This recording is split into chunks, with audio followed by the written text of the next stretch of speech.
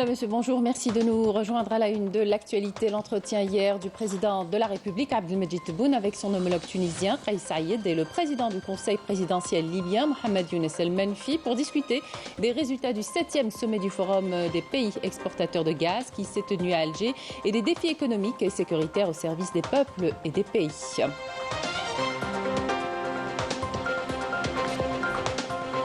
Le 7e sommet des chefs d'État et de gouvernement du Forum des pays exportateurs de gaz, sanctionné par l'adoption de la déclaration d'Alger. Dans une allocution, le président de la République a assuré que l'Algérie était pleinement engagée à coopérer avec les pays membres afin de conforter la place du gaz en tant que ressource durable et respectueuse de l'environnement.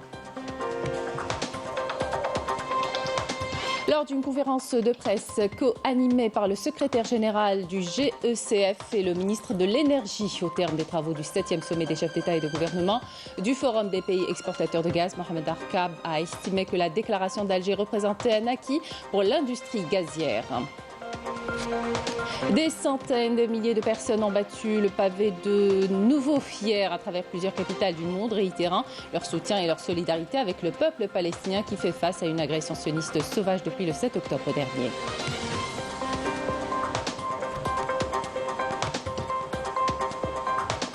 Après 48 heures de pluie torrentielle, les eaux pluviales des Oued El Rimel et El Nja, qui alimentent le barrage de Bni Haroun à Mila, ont permis son remplissage total en un temps record, une véritable aubaine pour l'alimentation des foyers en eau potable, mais aussi pour l'irrigation.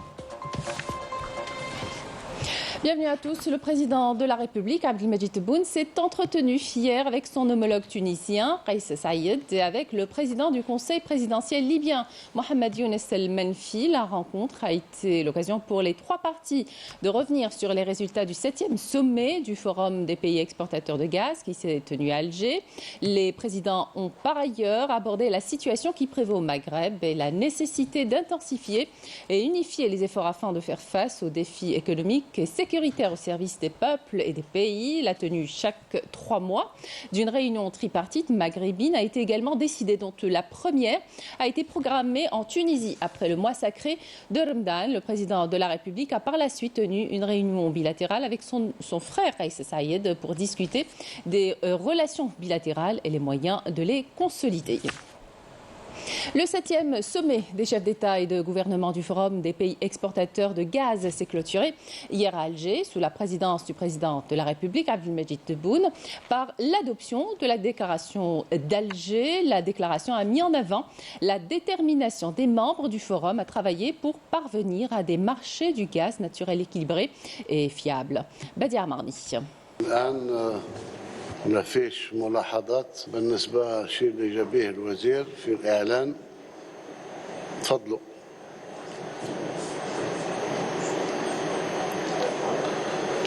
إذا ما فيش ملاحظات نعتبر جميعا أن إعلان قد صدق على إعلان الجزائر في القمة السابعة لمنتدى الدول المنتجة للغاز. شكرا لكم.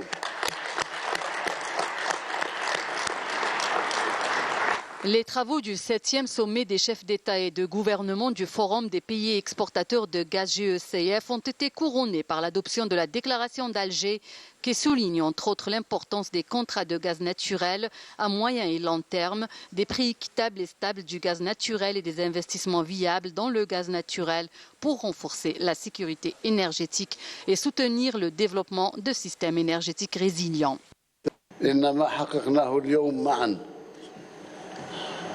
نتائج طيبة والتي توجت بإعلان الجزائر لم تكن لتتحقق لولا تفانيكم ومشاركتكم الصادقة في إثراء بنود أعمال هذه القمة ومساعدتي في إدارتها وإدارة جلستها.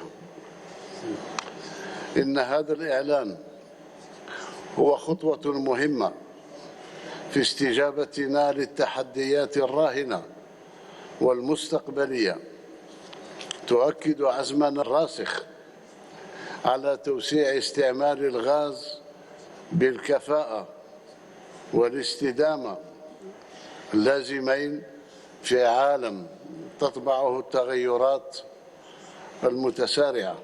La déclaration d'Alger souligne par ailleurs le besoin impérieux de sécuriser la demande et les approvisionnements, de même que la nécessité d'une coopération internationale ouverte et transparente pour protéger les infrastructures sensibles de gaz naturel. وإن الجزائر بصفتها الدولة المضيفة لمعهد البحث في الغاز وبالتعاون الوثيق مع المنتدى ملتزمة بالتعاون مع الدول الأعضاء في هذا المجال من أجل تعزيز مكانة الغاز كمورد صديق للبيئة ومستدام، لا سيما ونحن نقف على أعتاب عهد جديد حيث يمكن للتعاون المتجدد والحوار أن يساهم في رسم رؤية جماعية تكرس مبادئ تقاسم المخاطر والمنافع وأهمية عقود الغاز طويلة الأجل لضمان الاستثمار، وهي الرؤية التي من شأنها صون مصالح المنتجين والمستهلكين في إطار مسار مستدام يحقق التوازن بين الأمن الطاقوي والتنمية المستدامة وحماية البيئة ويقودنا نحو مستقبل يضمن الرفاهية للأجيال القادمة. Les participants au forum ont souligné leur détermination à promouvoir le gaz naturel comme une source d'énergie abondante, abordable, flexible et fiable, exploiter et développer des technologies du gaz naturel plus respectueuses de l'environnement, efficaces et durables. Ils ont également plaidé pour une utilisation plus large du gaz naturel au niveau des marchés nationaux et internationaux. Et lors d'une conférence de presse co-animée par le secrétaire général du GECF et le ministre de l'Énergie Mohamed Arkab, au terme des travaux du 7e sommet des chefs d'État et de gouvernement du Forum des pays exportateurs de gaz, Arkab a estimé que la déclaration d'Alger représentait un acquis pour l'industrie gazière, affirmant que l'Algérie était favorable à l'élaboration de propositions constructives et à l'émergence de solutions efficaces. Yasmine Saudi. Après avoir souligné la puissance de la déclaration d'Alger, le secrétaire général du GECF, Mohamed Hamel, a mis en avant le rôle crucial du forum en tant que plateforme unificatrice pour les leaders de l'industrie gazière, assurant ainsi la stabilité du marché mondial. Je tiens à exprimer ma profonde gratitude et mes sincères remerciements à son Excellence le Président de la République Abdelmejid Tebboune ainsi qu'au gouvernement et au peuple algérien pour l'accueil généreux et l'hospitalité chaleureuse. La précision évidente dans tous les détails de l'organisation témoigne des traditions ancestrales d'hospitalité de l'Algérie.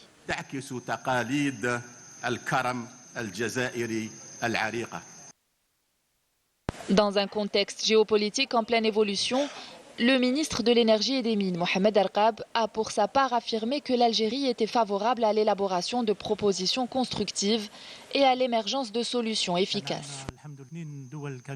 Parmi les participants à ce forum, nous comptons 2 pays invités par le président de la République, la Tunisie et le Sénégal. Le Sénégal est maintenant devenu un membre observateur à part entière au sein de l'organisation. Comme vous le savez, l'Algérie est toujours au cœur de toutes les propositions et solutions, ainsi que des grands défis.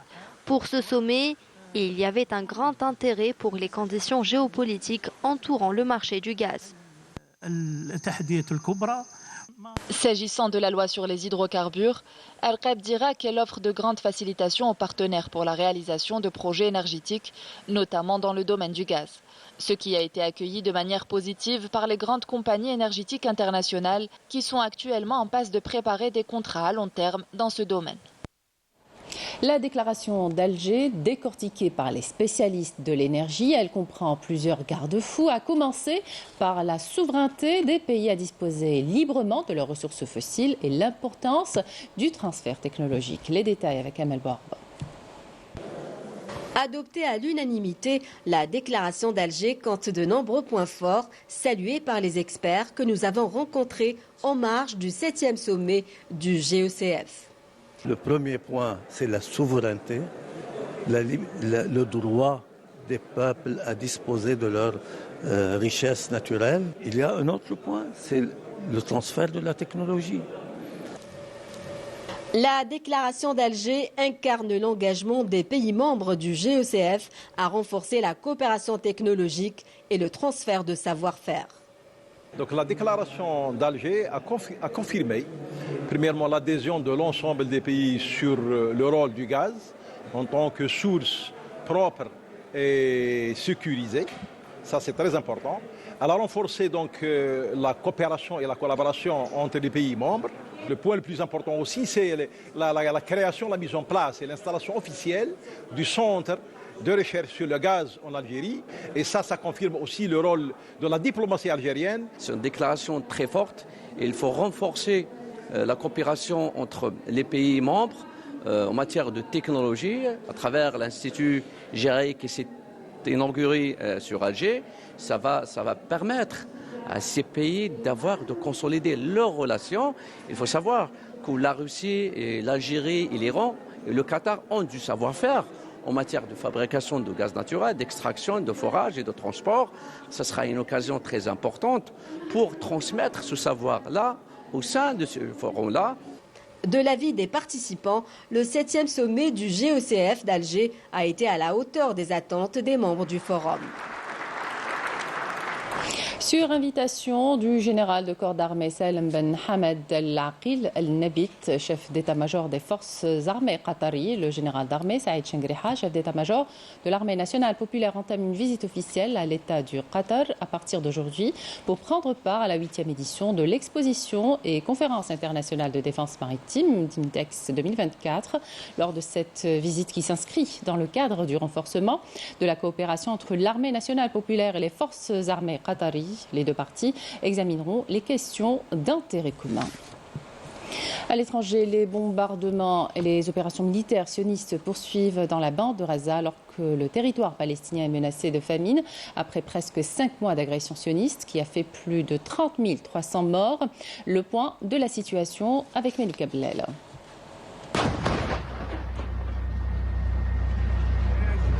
Après le carnage commis par les forces sionistes au nord de la bande de Gaza, connue sous le nom de massacre d'At-Tahina, où des centaines de martyrs et des milliers de blessés ont été tués alors qu'ils attendaient de l'aide, une nouvelle vague de violence a frappé l'enclave palestinienne. La machine de guerre sioniste ne s'arrête pas.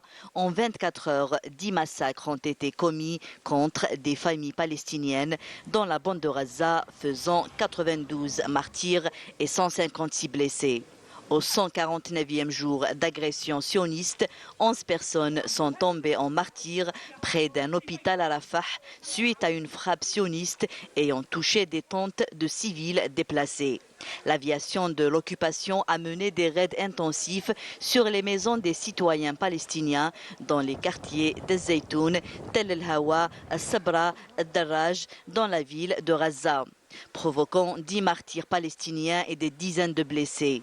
De plus, l'armée de l'occupation a tiré plus de 6 missiles en direction des maisons des citoyens palestiniens à Tel El-Hawa, ce qui a causé 5 blessés.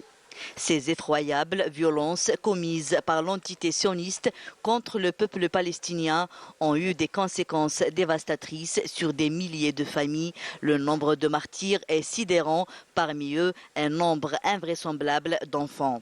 Poursuivi pour génocide, la Cour internationale de justice a, dans une décision provisoire en janvier dernier, ordonné à l'occupant sioniste de mettre fin aux actes de génocide et de prendre des mesures pour garantir qu'une aide humanitaire soit fournie aux civils dans l'enclave meurtrie.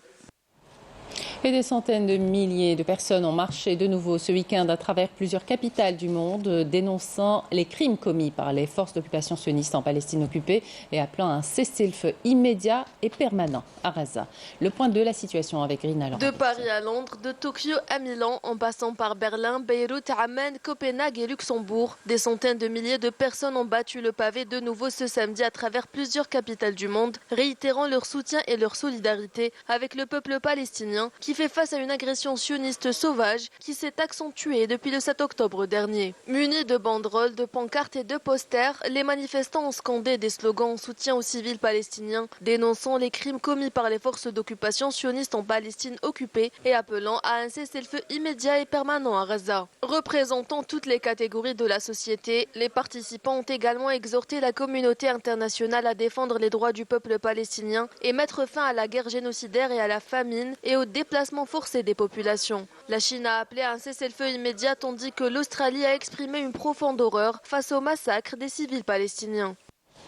Retour en Algérie pour parler sport. D'abord athlétisme. Yasser Mohamed Reki a décroché hier à Glasgow, en Écosse, lors des mondiaux d'athlétisme en salle, une médaille historique pour l'athlétisme algérien. Il s'est adjugé la médaille d'argent en se classant à la seconde place du concours de triple saut devant le Burkinabé Fabrice Zingo. L'Algérien s'est distingué avec un saut remarquable de 17,35 m, lui valant la deuxième place sur le podium et un titre de vice-champion du monde en salle dans une épreuve technique, une première pour l'athlétisme algérien, de bon augure avant les Jeux olympiques de Paris 2024 l'été prochain. Football, le représentant algérien en Coupe de la Confédération africaine de football USM Alger, déjà qualifié, recevra cet après-midi à 17h les Sud-Africains de Supersport United au stade olympique du 5 juillet avec l'objectif de réaliser un bon résultat et terminer leader du groupe A de la phase de poule à l'occasion de la 6e et dernière journée. Et puis, soyez prudents, des chutes de neige continuent d'affecter les wilayas de l'Est du pays atteignant ou dépassant les 900 mètres d'altitude selon un BMS de l'Office national de la météorologie placé en vigilance orange ce dimanche.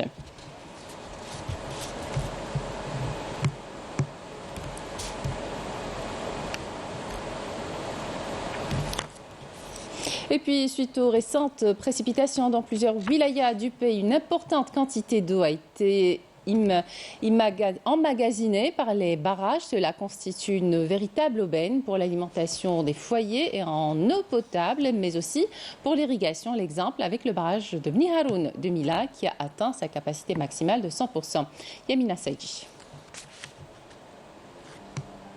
De pluie torrentielle, les eaux diluviennes des Oued Rimel et Oued Lwanja qui alimentent le barrage de Bni Haroun à Mila ont permis son remplissage total en un temps record.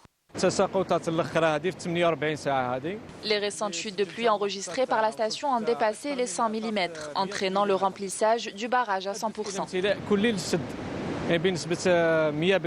Le barrage alimente en eau potable plusieurs régions limitrophes de la wilaya de Mila, notamment les wilayas de Djidjel, Constantine, Bouaghi, Betna et Khenchla.